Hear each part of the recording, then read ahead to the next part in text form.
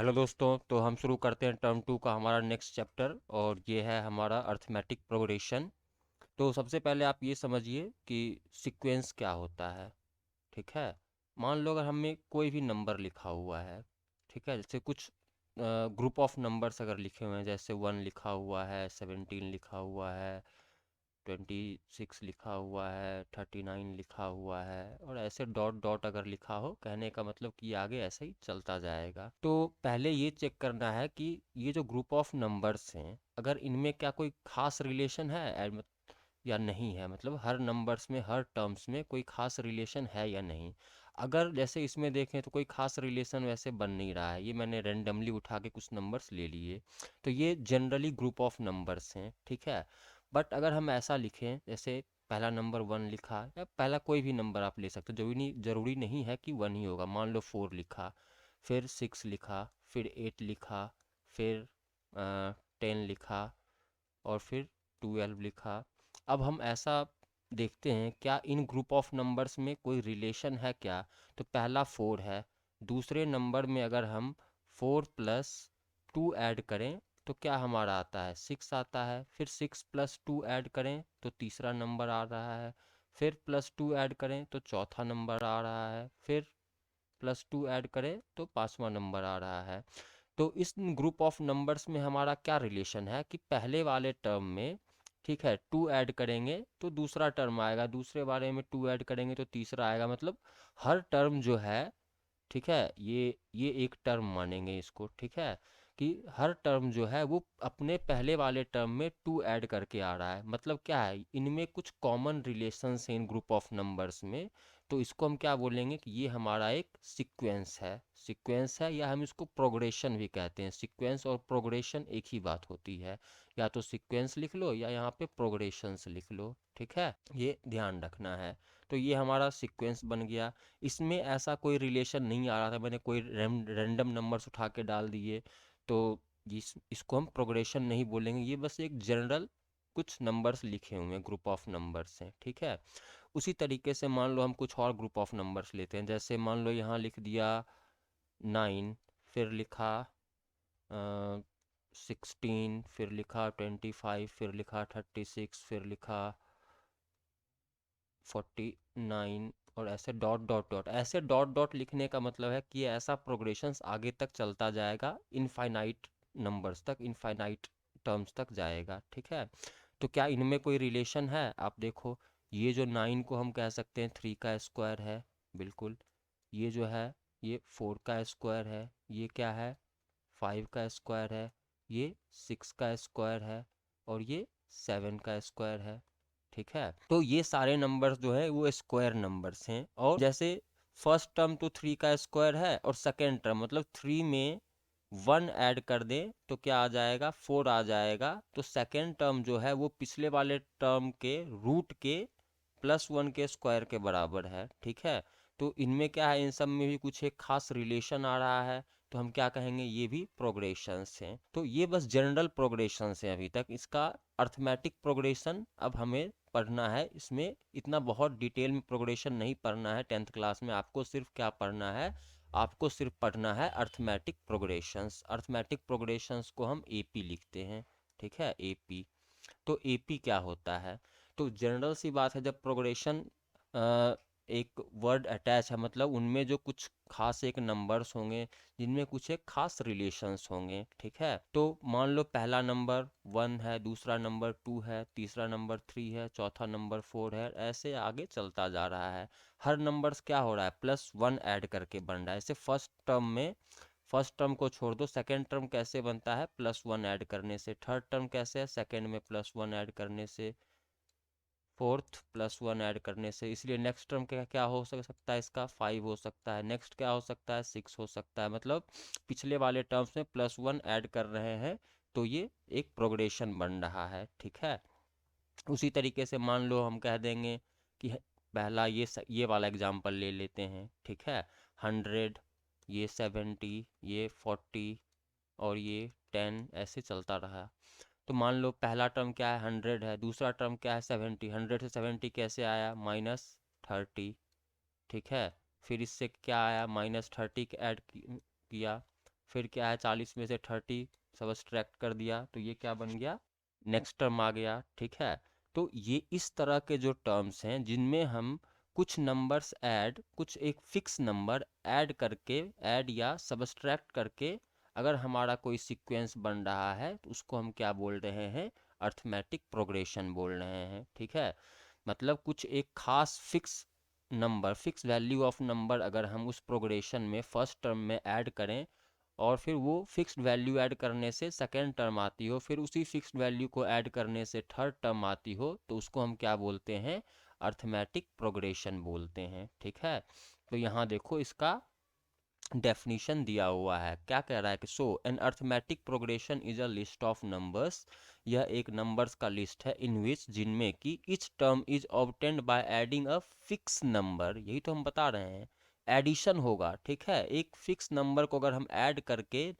हर term next term लाते हैं to the preceding term except the first term, मतलब first term की तो बात ही अलग है, फर्स्ट टर्म में तो कुछ भी नहीं ऐड कर रहे हैं ना, तो अगर हम फर्स्ट टर्म के बाद वाले जितने भी टर्म्स हैं, ठीक है, उनमें अगर हम कुछ एक खास नंबर ऐड करके, कुछ एक खास डी नंबर ऐड करके अगर हम अगला टर्म लेके आ रहे हैं, तो हम क्या कह रहे हैं, उसको क्या कहते हैं, उसको कहते हैं अर्थमेटिक प्रोग्रेशन। मतलब और वो जो फिक्स नंबर जो हम ऐड कर रहे हैं उसको हम क्या बोलते हैं, कॉमन डिफरेंस बोलते हैं। ठीक है, वो कॉमन डिफरेंस कुछ भी हो सकता है, या तो वो मतलब वो नंबर्स या तो पॉजिटिव हो सकते हैं या नेगेटिव हो सकते हैं या जीरो भी हो सकता है। अगर हम कहें 1 1 1 1 1, क्या ये एक अर्थमेटिक प्रोग्रेशन है, तो हाँ बिल्कुल है। क्यों, क्योंकि पहला टर्म तो 1 है, लेकिन दूसरा टर्म कैसे आया, 1 + 0, तीसरा टर्म कैसे आया, 1 + 0, मतलब 0 इज द फिक्स्ड नंबर जिसको हम ऐड कर रहे हैं अपने सक्सेसिव टर्म्स लाने के लिए, अगले टर्म्स को लाने के लिए। ठीक है, तो मान लो इसमें पहला टर्म अगर हम ए है,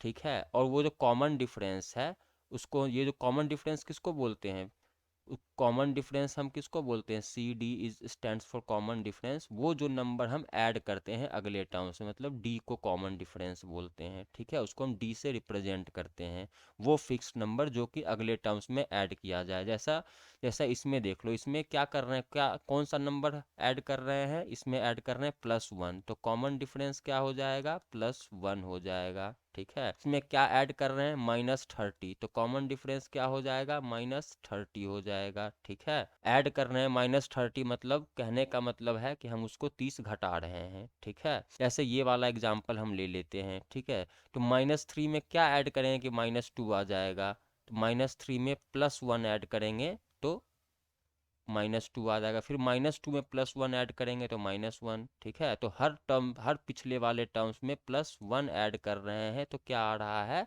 ये वाला सीक्वेंस हमारा बन रहा है, ये वाला अर्थमेटिक प्रोग्रेशन हमारा बन रहा है। तो इसमें कॉमन डिफरेंस क्या होगा, सी डी, कॉमन डिफरेंस को सी डी या फिर आप सीधा डी से रिप्रेजेंट करते हैं। ठीक है, तो डी इक्वल्स टू क्या हो जाएगा, 1 हो जाएगा।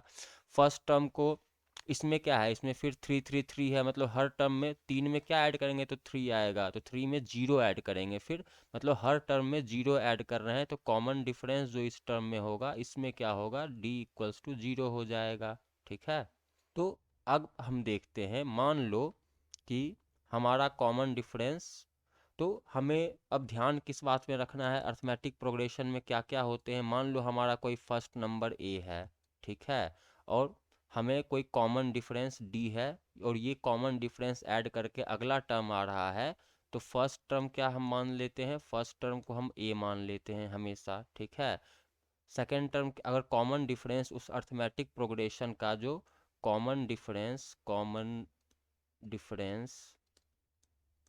Equals to D, common difference को हम सी डी से भी रिप्रेजेंट करते हैं, C D equals to D, या फिर सिंपली डी भी लिखते हैं। ठीक है, सेकेंड टर्म हमारा क्या हो जाएगा, सेकेंड टर्म हमारा इसमें फर्स्ट टर्म ऐड कर देंगे, यही होगा ना, हाँ, ए प्लस डी।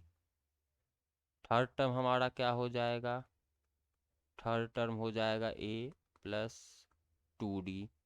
फोर्थ टर्म क्या होगा, फोर्थ टर्म हमारा होगा ए प्लस, देखो इसमें कैसे आ रहा है, इसमें फिर डी ऐड किया तो सेकेंड थर्ड टर्म आ गया। ठीक है, अब a +2d में एक और कॉमन डिफरेंस ऐड करेंगे तो नेक्स्ट टर्म आएगा a+d, 2d+d इज a+3d। उसी तरीके से फिफ्थ टर्म अगर हम ऐड करेंगे तो फिफ्थ टर्म हमारा क्या होगा, A plus 3d plus D, पिछले वाला टर्म फोर्थ टर्म में एक और डी ऐड करेंगे तो फोर्थ टर्म क्या है हमारा, फोर्थ टर्म है ए प्लस 3d, इसमें एक और डी ऐड करेंगे तो 3d plus 1d is 4d। ठीक है, तो a प्लस 4d। देखो इसमें ना एक सीक्वेंस बन रहा है हमारा, अगर आप ध्यान से इसको हम अगर देखें तो ये तो हमारा फर्स्ट टर्म तो a है, ठीक है।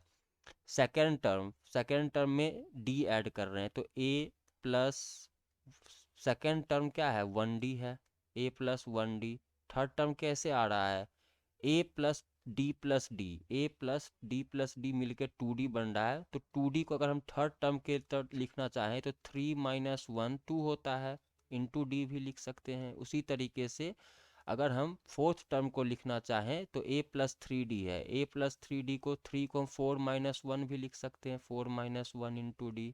उसी तरीके से 4d को a plus 5 minus 1 into D. मान लो हमें एक जनरल टर्म चाहिए कि nवां टर्म क्या होगा, nth टर्म क्या होगा, ठीक है।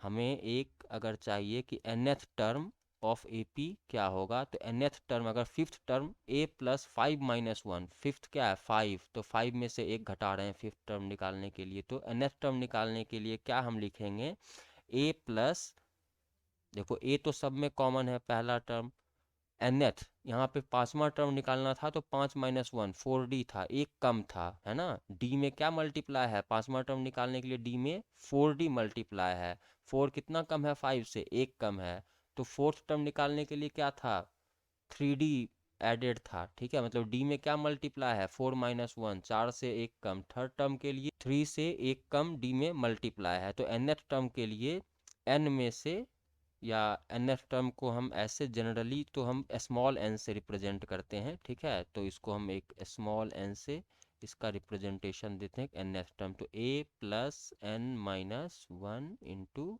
डी, ठीक है। ये हमारा एक general term of the AP होगा, ठीक है। जहाँ पे a हमारा क्या है, a is the first term, a क्या है फर्स्ट टर्म है, n क्या है, n is the number of terms, n is equals to number of terms, जिस टर्म की वैल्यू हमें निकालनी है। और d क्या है, d हमारा कॉमन डिफरेंस है। देखो अब एग्जाम्पल करेंगे तो हमें सब समझ में आ जाएगा। तो हमारा जो फर्स्ट जो 2 एक्सरसाइजेज हैं वो इसी फॉर्मूले पे हैं। पहला एक्सरसाइज में हमें बस पहचानना होता है कि AP है या नहीं, AP है या नहीं पहचानना है तो हर दो टर्म के बीच का कॉमन डिफरेंस निकालेंगे और चेक करेंगे कि क्या वो डिफरेंस कॉमन है या नहीं। डिफरेंस निकालना है हर दो टर्म का, वो चेक करना है कि कॉमन डिफरेंस है या नहीं। अगर कॉमन डिफरेंस है दो टर्म के बीच में तो हम कहेंगे AP है, ठीक है। और एक चीज़ का और ध्यान रखना है, nth टर्म को हम शॉर्ट फॉर्म में an से रिप्रेजेंट करते हैं। तो nth टर्म को अगर हम an से रिप्रेजेंट करते हैं तो क्या हम an को लिख सकते हैं, an is equals to a plus n minus 1 into D, जहाँ पे a क्या है, a जो है a हमारा फर्स्ट टर्म है, ठीक है। ये क्या है हमारा nth टर्म, nवां टर्म, a की जगह 8 लिख देंगे तो कहेंगे 8th टर्म है, ठीक है। n क्या है नंबर ऑफ टर्म, d क्या है, d जो है वो हमारा है कॉमन। तो इस चीज़ को आप वीडियो को पॉज कीजिए और इसको नोट कीजिए। इसी फॉर्मूला पे अगर आपको ये समझ में आ रहा है तो अगले दो एक्सरसाइज आपको बहुत अच्छे से समझ में आने वाले हैं, ठीक है। तो आप इसको वीडियो को पॉज कीजिए और ये पूरा नोट कर लीजिए, यहाँ से लेकर के AP से लेकर के ये यहाँ तक, इस फॉर्मूले तक, nth टर्म तक। नेक्स्ट 2 एक्सरसाइज हमारे इसी पे हैं, तो वीडियो को पॉज कीजिए और नोट डाउन कीजिए।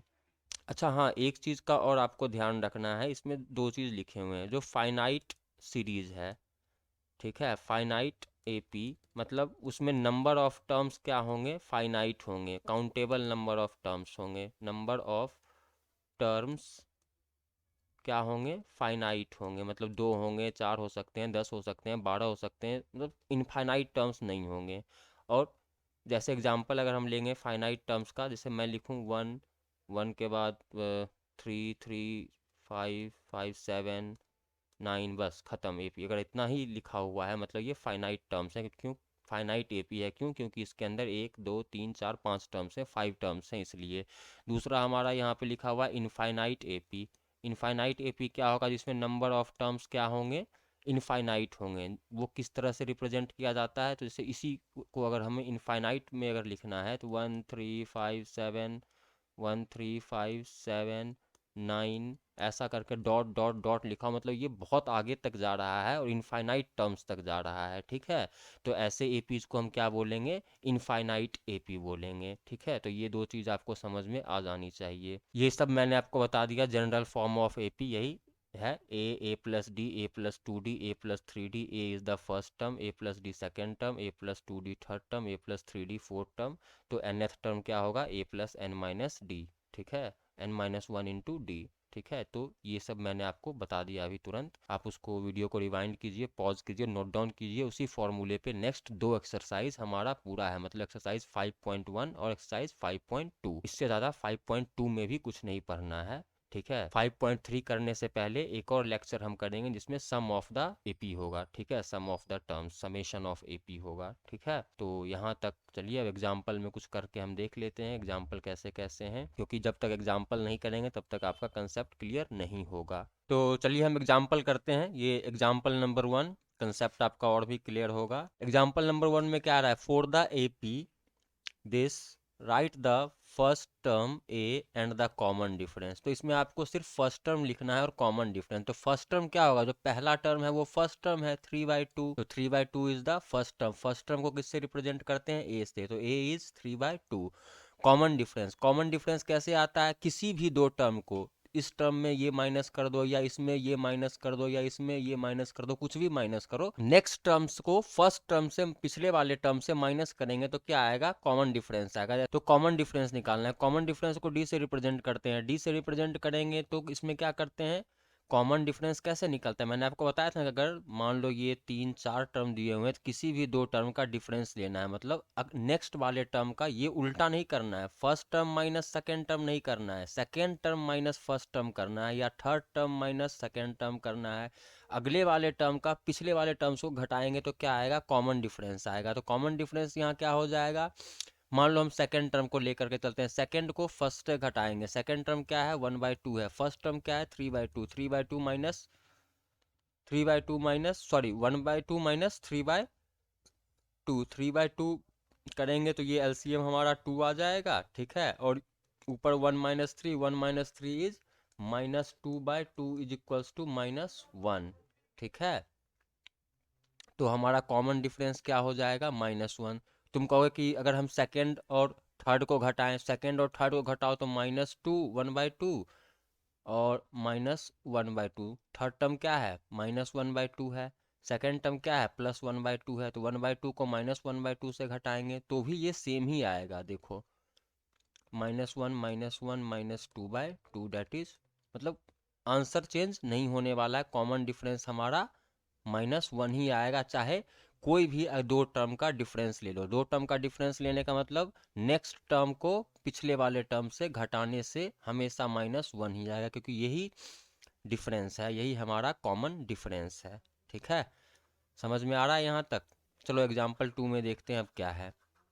एग्जाम्पल 2 जो है वो हमारा ये कह रहा है कि which of the following list of number forms an AP if they form an AP write the next two term. तो कह रहा है कि अगर इसमें से 4 एग्जाम्पल्स दिए हुए हैं, कह रहा है आप पता लगाइए कि कौन सा टर्म जो है वो हमारा एपी है, और अगर एपी है तो उसके अगले जहाँ तक टर्म दिया हुआ है उसके अगले दो टर्म को आपको लिखना है, ठीक है।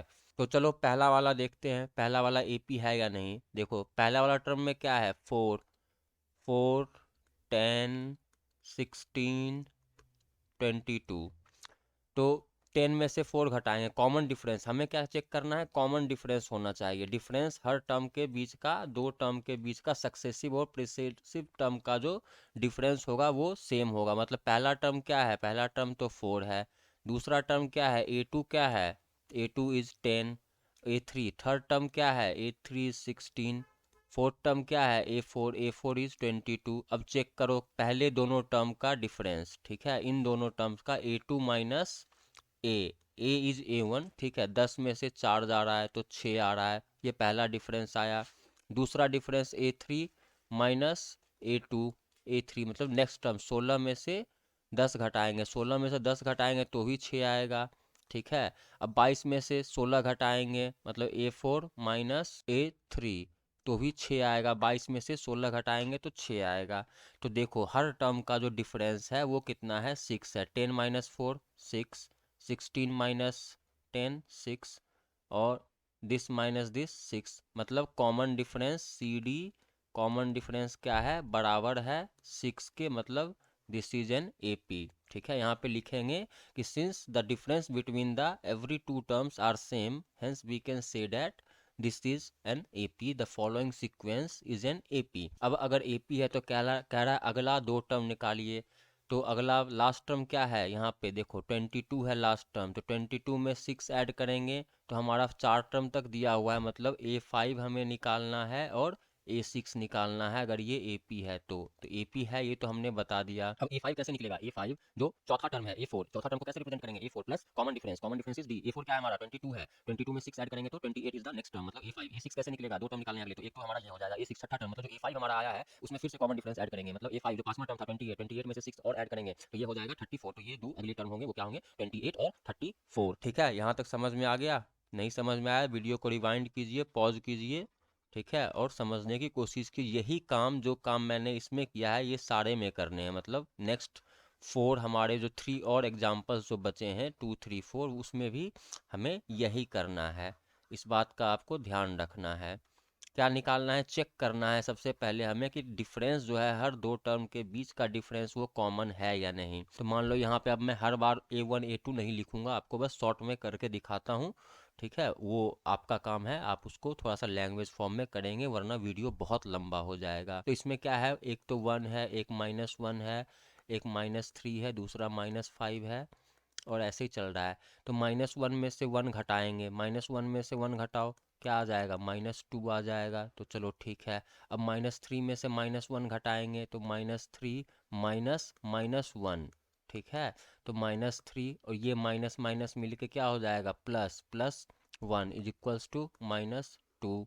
तो ठीक है, डिफरेंस इसमें भी ठीक है। अब नेक्स्ट टर्म क्या है, -5 और -3, तो -5 -3 हर दो टर्म के बीच का डिफरेंस, अगला टर्म और पिछले टर्म को घटा रहे हैं, ठीक है, मतलब डिफरेंस निकाल रहे हैं। तो -5 और माइनस माइनस +3, तो -5 + 3 क्या हो जाएगा, -2, मतलब डिफरेंस क्या है, चारों टर्म के बीच का डिफरेंस क्या है, इनके बीच का, सेकंड और फर्स्ट के बीच का डिफरेंस, थर्ड और सेकंड के बीच का डिफरेंस और फोर्थ और थर्ड के बीच का डिफरेंस, मतलब हर दो टर्म के बीच का डिफरेंस क्या है, difference is same, that is -2। अगर चूंकि डिफरेंस इज सेम और वो कितना है, -2 है, हेंस क्या कहेंगे, इसीलिए above sequence is AP, above sequence is AP। ठीक है, मतलब ऊपर वाला जो दिया हुआ सीक्वेंस है वो क्या है, AP है। जब AP है तो अगले दो टर्म निकालने हैं। दो टर्म कैसे निकलेगा, तो ऐड करके निकलता है। तो -5 में से +2 अगर हम ऐड करेंगे, देखो -1 में, सॉरी, -1 में -2 किया तो -1 आया, सॉरी 1 में से -2 किया तो -1 आया, इसमें -2 किया तो ये आया, इसमें -2 किया, यही तो कॉमन डिफरेंस है। अब 5 में से अगर -5 में से -2 करेंगे तो कितना आएगा बताओ, -5 प्लस -2, ऐड ही तो करते हैं, क्या करना है, ऐड करना है। तो -5 प्लस -2 मतलब -5 प्लस माइनस क्या होगा, -2 इज इक्वल्स टू -7। ये क्या कर रहे हैं, -2 ऐड कर रहे हैं, ठीक है। अब -7 में अगला एक और दो टर्म, नेक्स्ट टू टर्म्स निकालने हैं। तो पहला वाला तो हमारा आ गया -7 और अगला क्या हो जाएगा, -7 -2 दैट इज -9, ठीक है। तो हमारा नेक्स्ट जो होगा वो क्या होगा, -9 होगा। तो समझ में आ रहा है, ये नहीं समझ में आ रहा है, अगर आपको कहीं भी कोई दिक्कत हो रही है तो उसको आप कमेंट बॉक्स में लिखिए, ठीक है। सर इस बात का आपको ध्यान रखना है, कंफ्यूज नहीं होना है। हम क्या करते हैं, कॉमन डिफरेंस को ऐड करते हैं, ठीक है। तो अगर यहाँ पे मान लो पहला टर्म हमारा कोई अगर -3 है, अगर उसमें -2 हमें ऐड करना है तो +-2 करेंगे, प्लस माइनस क्या होगा, -2। ये बेसिक अलजेब्रा है, इसको आपको समझना ज़रूरी है। तो ये -5 होगा, ठीक है। वहीं पे अगर हम जब -3 को -2 से सब्सट्रैक्ट करेंगे तो -3 और ये माइनस माइनस मिलके +2 हो जाएगा, तो ये -1 हो जाएगा। ठीक है, तो इस चीज़ का ध्यान रखना है, एडिशन सब्सट्रैक्शन के साइंस में आप गलती नहीं करेंगे। ठीक है, तो चलिए नेक्स्ट को इसी में हमारा नेक्स्ट एग्जाम्पल है वो हम देख लेते हैं। चलो अब ये फोर्थ देखते हैं, फोर्थ एग्जाम्पल।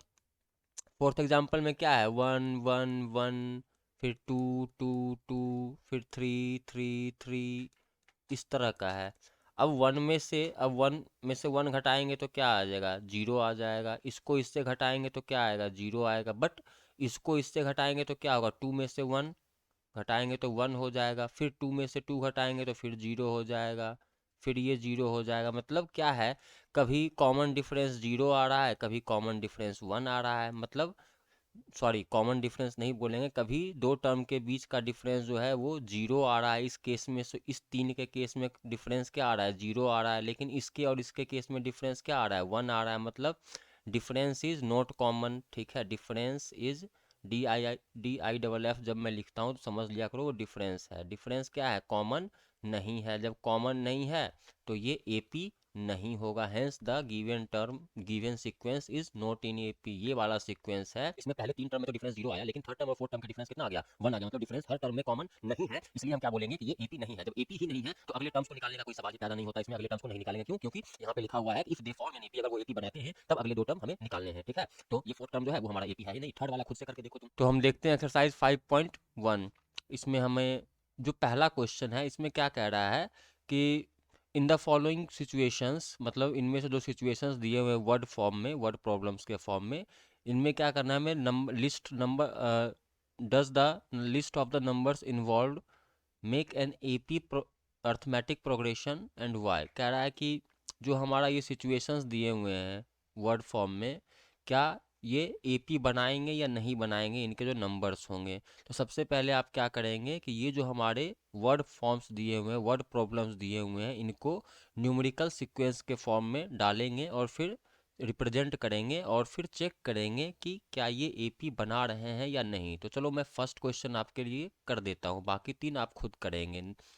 ठीक है, तो पहला क्या दिया हुआ है, the taxi fare after etch kilometre when the fare is ₹15 for the first kilometer and ₹8 for each additional kilometer। कह रहा है कि एक टैक्सी है जो कि फेयर ले रहा है पहले किलोमीटर के लिए 15 रुपये, और नेक्स्ट किलोमीटर मतलब नेक्स्ट एडिशनल किलोमीटर्स के लिए वो 8 रुपीज़ ले रहा है एडिशनल फेयर। तो क्या ये AP बनाएगा या नहीं बनाएगा। तो पहला किलोमीटर जो होगा, ठीक है, when the fair is 15 for the first kilometre, तो फर्स्ट किलोमीटर का फेयर जो होगा वो क्या होगा, 15 होगा। अगले किलोमीटर का फेयर क्या होगा, सेकेंड किलोमीटर का 15 प्लस 8 होगा। 15 प्लस 8 कितना होता है, 23 होता है।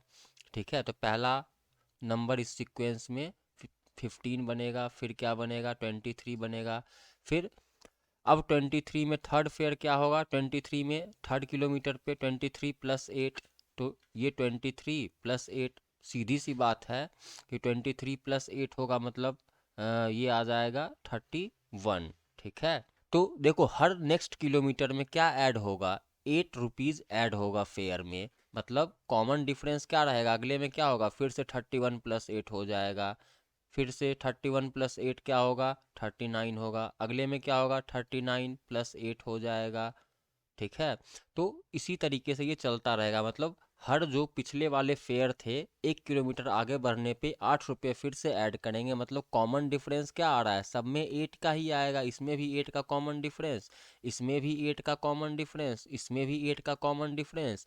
मतलब कि ये जो होगा वो AP में होगा, सीधी सी बात है। तो आपको बस यही चेक करना है, जो वर्ड प्रॉब्लम्स दिए हुए हैं उनको क्या करना है, चेक करना है, क्या उनके जो उनको पहले न्यूमेरिकल फॉर्म में रिप्रेजेंट करना है और फिर उसको चेक करना है कि क्या कॉमन डिफरेंस 8 आ रहा है या नहीं। अगर डिफरेंस जो है वो सब में कॉमन है, 8 आएगा, तो हम क्या बोलेंगे कि वो AP है। मतलब ये वाला जो टर्म हमें नंबर्स और लिस्ट ऑफ नंबर्स देगा वो AP होगा, पहला वाला। ठीक है, ये ध्यान रखना। सेकेंड थर्ड फोर्थ आप खुद करेंगे, थोड़ा बहुत मैं आपको एक्सप्लेन कर देता हूँ कि कैसे करना है सेकेंड थर्ड फोर्थ को। ठीक है, क्योंकि न्यूमेरिकल प्रॉब्लम से, सॉरी, वर्ड प्रॉब्लम्स हैं, तो हो सकता है कि आपको थोड़ी बहुत दिक्कत हो सकती है, इसलिए मैं आपको एक्सप्लेन कर देता हूँ।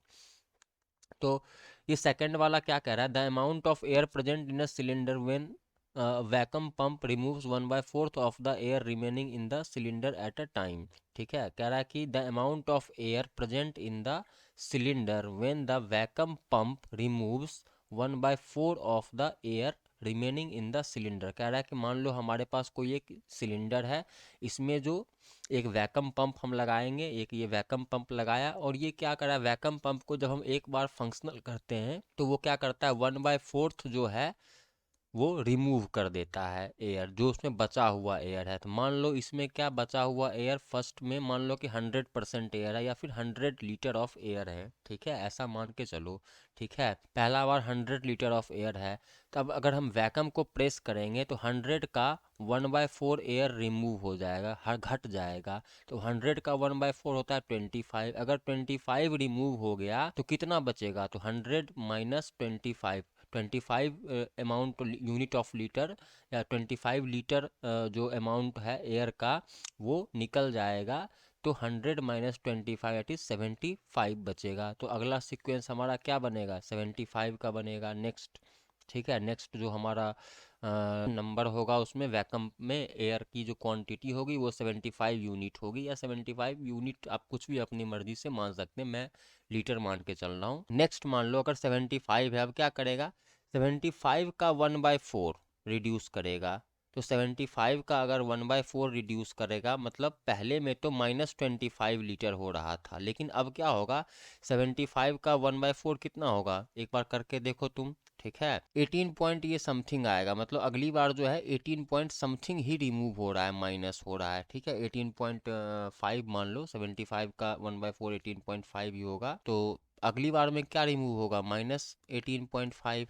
ठीक है, मतलब कॉमन डिफरेंस क्या हो रहा है, पहली बार तो -25 हो रहा था, दूसरी बार -18.5 हो रहा है, मतलब ये जो है ये हमारा डिफरेंस जो है वो कॉमन नहीं आ रहा है, इसलिए ये हमारा एपी नहीं होगा। सिमिलरली आप थर्ड और फोर्थ भी खुद से करेंगे। चलिए एग्जांपल नंबर 2 देखते हैं। कह रहा है कि right the first 4 terms of the AP when the first term A and the common difference D is given. कह रहा है कि आपको एपी के नेक्स्ट 4 टर्म्स निकालने हैं अगर फर्स्ट टर्म ए दिया हुआ है और कॉमन डिफरेंस दिया हुआ है। तो ये तो बहुत आसान है, सबसे आसान है, ये कोई दिक्कत नहीं है। जैसे पहला वाला क्वेश्चन मैं आपको करके दिखाता हूँ। पहले वाले क्वेश्चन में ए की वैल्यू दी हुई है 10 और कॉमन डिफरेंस डी जो दिया हुआ है वो भी 10 है।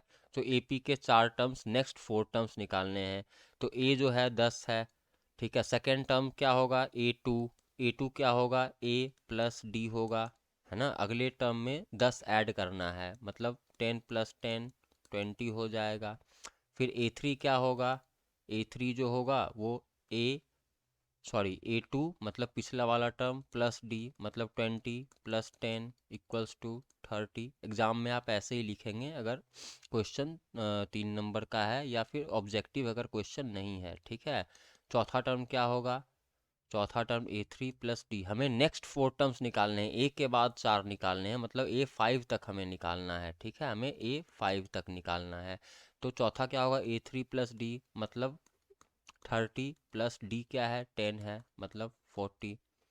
नेक्स्ट ए4 + डी, डी क्या है, ए4 क्या था 40, 40 + डी इज 50 मतलब 10। पहला टर्म तो 10 था, अगला 4 टर्म निकालना है, 1 2 3 और 4 टर्म निकालने हैं। तो इसमें 10 ऐड किया मतलब 20, इसमें 10 ऐड किया 30 40 50। सिमिलरली आप ये सारे क्वेश्चंस करेंगे। ठीक है, जो ए दिया हुआ है उसमें डी ऐड करेंगे तो अगला टर्म आएगा। ठीक है, जैसे मान लो यहाँ पे ए इज 4 दिया हुआ है, ए क्या दिया हुआ है 4 दिया हुआ है, ये वाला क्वेश्चन देखो थर्ड वाला, इसमें डी क्या दिया हुआ है, डी इज -3। तो नेक्स्ट टर्म जो होगा वो क्या होगा, ए प्लस डी मतलब 4 + -3। जब ये करेंगे तो आपको ध्यान रखना है साइंस का। ठीक है, साइन में क्या है प्लस माइनस माइनस, 4 - 3 इज 1। अब ये 1 आ गया, 1 में क्या करना है, अगला टर्म निकालने के लिए 1 में -3 करना है, तो 1 - -3। ठीक है,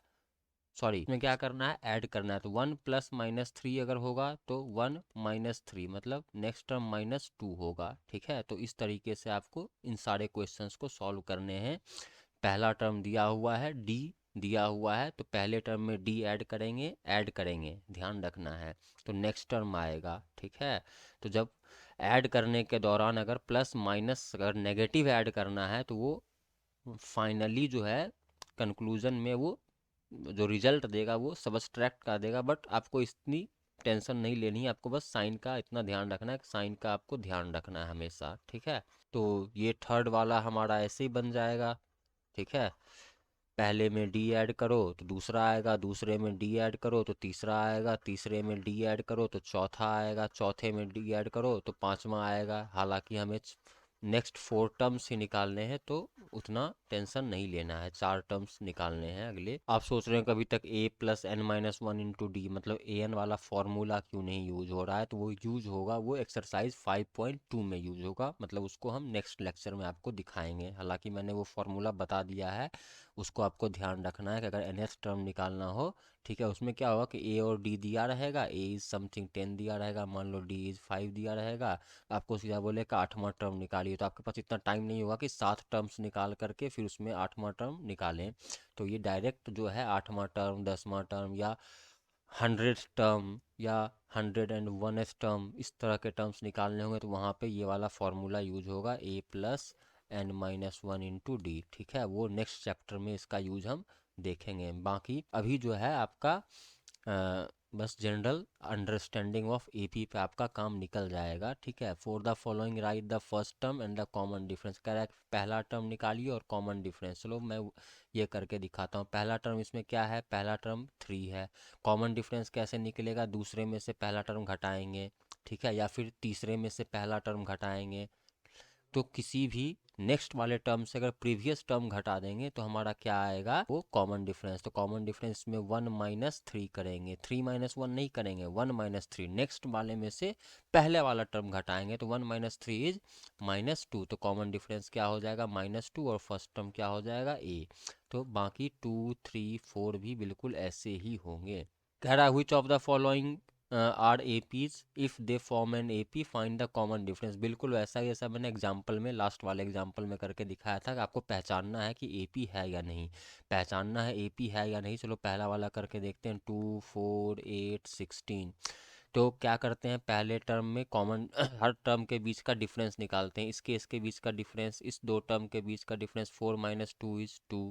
चलो इसके टर्म का डिफरेंस 8 माइनस 4, 8 माइनस 4 इज 4। इन दोनों के बीच का डिफरेंस 16 माइनस 8 इज 8।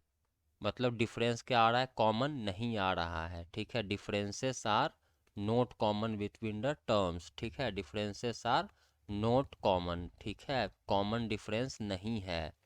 ठीक है, differences are not common, hence not an AP. अगर डिफरेंसेस कॉमन होते तो क्या होता, एपी बनता। अगर एपी बनता तो अगले 4 टर्म्स हम और निकाल पाते। ठीक है, तो बस 2 3 4 5 6 7 8 इन सब में जो है यही आपको चेक करना है।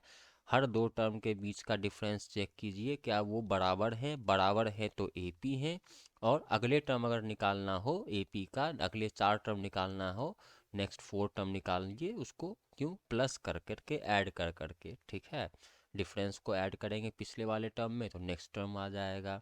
तो आई होप कि यहाँ तक कोई डाउट नहीं होगा आपको। ठीक है, अगर फिर भी कोई डाउट है तो कमेंट बॉक्स में आप नीचे डाल सकते हैं। ये सारे जो है वो बस उसी पे डिपेंडेंट हैं। ठीक है, बिल्कुल वही सब में कॉमन डिफरेंस निकालना है और चेक, सॉरी, सब में डिफरेंसेस निकालने हैं, हर दो टर्म के बीच के डिफरेंसेस निकालने हैं और हमें चेक करना है कि डिफरेंसेस कॉमन है या नहीं। डिफरेंसेस कॉमन है तो एपी है, नहीं तो नहीं है।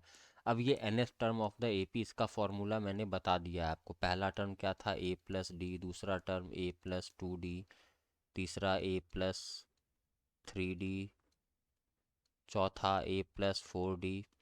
सबसे शुरुआत में मैंने जब फॉर्मूला बता रहा था उसी टाइम बताया था कि पहले टर्म में क्या था, सीधे a प्लस 0d था, a प्लस 0d, 0d मतलब 1 माइनस 1d। सॉरी, दूसरा टर्म क्या था, a प्लस 2 माइनस 1d, तीसरा टर्म क्या था, a प्लस तीसरा मतलब 3 माइनस 1d। तो ऐसे करके हमें क्या आ रहा था, a n की value nth term is equals to a plus n minus 1 into D. ये वाला फॉर्मूला है। नेक्स्ट एक्सरसाइज हमारा इसी फॉर्मूला पे बनेगा, इसको हम नेक्स्ट लेक्चर में वापस फिर से डिस्कस करेंगे। ठीक है, अगर आपको वीडियो अच्छा लगा हो तो लाइक करो, शेयर करो, सब्सक्राइब करो, लाइक शेयर और सब्सक्राइब करो, ताकि आपको मैं पूरा सीरीज करके दिखाऊं, ठीक है। ये एनसीईआरटी का टर्म 2 का पूरा सीरीज है।